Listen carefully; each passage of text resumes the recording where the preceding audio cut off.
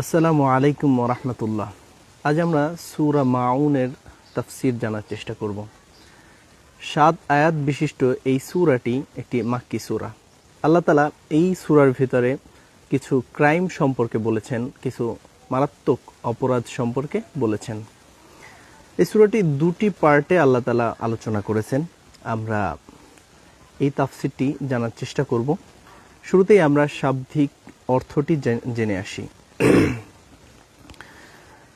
আউযু বিল্লাহি মিনাশ শাইতানির রাজীম। বিসমিল্লাহির রহমানির রহিম। আরাআইতাল্লাযী ইউকাযযিবু বিদ্দীন। আল্লাহ তাআলা বলছেন, হে নবী, আপনি কি যারা আখিরাত দিবসকে মিথ্যা প্রতিপন্ন করে তাদেরকে দেখেন নাই? এরপর আল্লাহ তাআলা বললেন, ফাযালিকাল্লাযী ইয়াদউল ইয়াতীম। সে হলো ওই ব্যক্তি যে ইয়াতীমকে ঘাড় ধাক্কা দেয়। ওয়ালা ইয়াহুদ্দু আলা তুআমিল মিসকিন, এবং মিসকিনকে খাবার প্রদানের জন্য উৎসাহ দেয় না। ফাওয়াইলুল লিল মুসাল্লিন, ওইসব মুসল্লিদের জন্য ধ্বংস, ওইসব নামাজীদের জন্য ধ্বংস। আল্লাযীনা হুম আন সলাতিহিম সাহুন, যারা তাদের নামাজের ব্যাপারে উদাসীন। আল্লাযীনা হুম ইউরাউন, যারা তাদের নামাজটাকে শুধু মানুষকে দেখানোর জন্য করে থাকে। ওয়ায়ামনাউনাল মাউন, এবং তারা সাধারণ যে স্বাভাবিক যে সহযোগিতা আছে সেগুলোকেও অনুৎসাহিত করে। এ ছিল সূরার সাবলীল তর্জমা।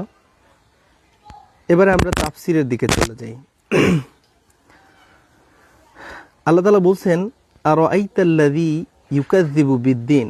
হে নবী, আপনি কি ওই সমস্ত লোকদেরকে দেখেন নাই যারা দিনকে মিথ্যা প্রতিপন্ন করে?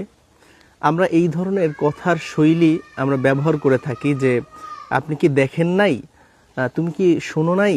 তার মানে হলো আপনি অবশ্যই শুনেছেন, আপনি অবশ্যই দেখেছেন যারা কি ইউকাযযিবু বিদ্দীন, যারা দিনকে মিথ্যা প্রতিপন্ন করেন। এরপর আল্লাহ তাআলা বললেন, ফাযালিকাল্লাযী ইয়াদউল ইয়াতীম। সে হলো ওই ব্যক্তি যে ইয়াতীমকে ঘাড় ধাক্কা দেয়। এই আয়াতটি বেসিক্যালি নাজিল হয়েছে যখন মক্কায় একটি লোক ছিল যে তার বাড়িতে যদি ইয়েতিমরা আসতো চাওয়ার জন্য, খাবার চাইলে, তখন সে তাদেরকে ঘাড় ধাক্কা দিয়ে বের করে দিত এবং মানুষদেরকে অনুৎসাহিত করত তাদেরকে দেওয়ার জন্য।